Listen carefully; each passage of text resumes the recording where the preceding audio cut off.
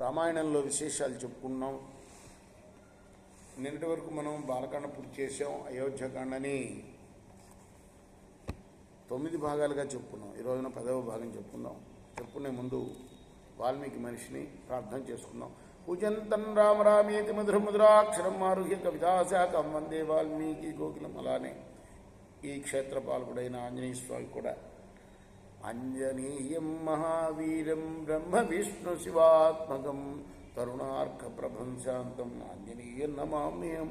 సదా నింబవృక్షస్య మూలాదివాసాత్ సుధాశ్రావిణం తిక్తమప్యప్రియంతం తరుం కల్పవృక్షాదికం సాధయంతం నమామి ఈశ్వరం సద్గురుం సాయినాథం.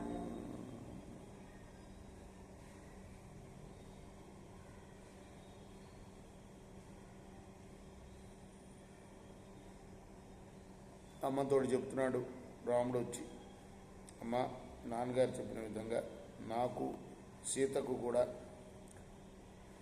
ఈరోజు తగిన మంగళకృత్యాలు చేయించమ్మా. ఈ వార్త వినగానే వెంటనే కౌసల్య ఆనంద బాష్పాలు రాల్చింది. నాయనా రామ, దీర్ఘాయుష్మంతుడు అవుగాక, నువ్వు నీ శత్రువులు నశింతురుగాక, ఐశ్వర్యంతో కూడినవాడవై నా యొక్క జ్ఞాతుల్ని, సుమిత్ర యొక్క జ్ఞాతుల్ని ఆనందింపచేయను. ఆయన కైకేయి గురించి చెప్పలా, చూసారా?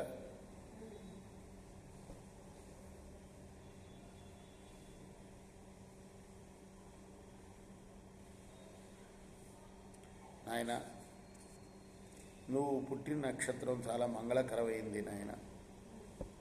ఏ నక్షత్రం? పునర్వసు కదా, చాలా మంగళకరమైంది. కాబట్టి నువ్వు నీ సద్గుణాల చేత తండ్రి అయిన దశరథ మహారాజును చాలా ఆనందింపజేశావు. ఎప్పుడు జరిగింది ఇది? 24వ మహాయుగంలో జరిగిందట.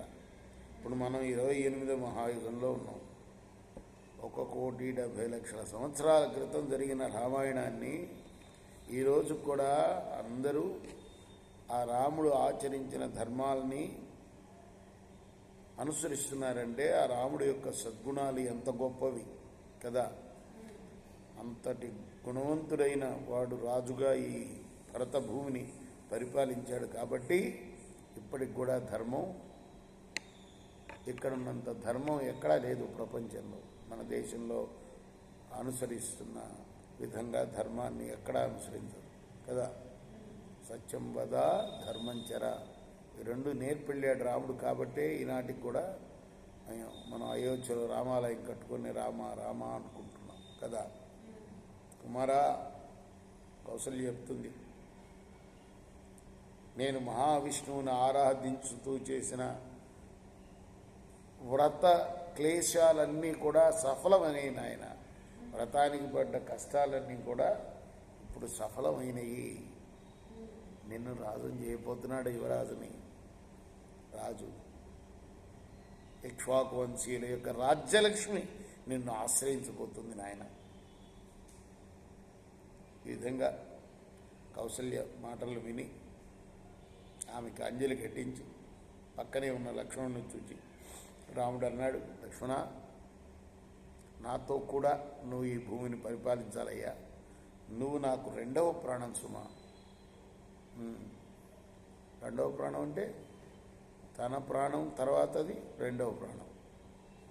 ఒక చోటు చెప్తాడు కదా, సీతనన్నా విడిచి ఉంటాను సీత, కానీ నిన్ను విడిచి ఉండలేను అంటాడు. అది సోదర ప్రేమ, రాముడు చాటిన సోదర ప్రేమ. ఈ రాజ్యలక్ష్మి నన్నే కాదు నాయన, నిన్ను కూడా వరించినది.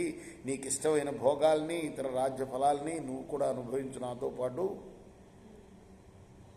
అసలు నేను ఈ జీవితాన్ని కానీ ఈ రాజ్యాన్ని కానీ కోరుకుంటున్నాను అంటే అది నీకోసమే సుమా.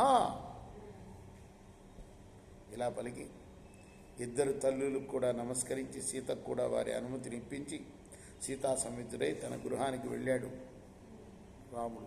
కృష్ణార్పణమస్తు. రేపు కొనసాగిద్దాం.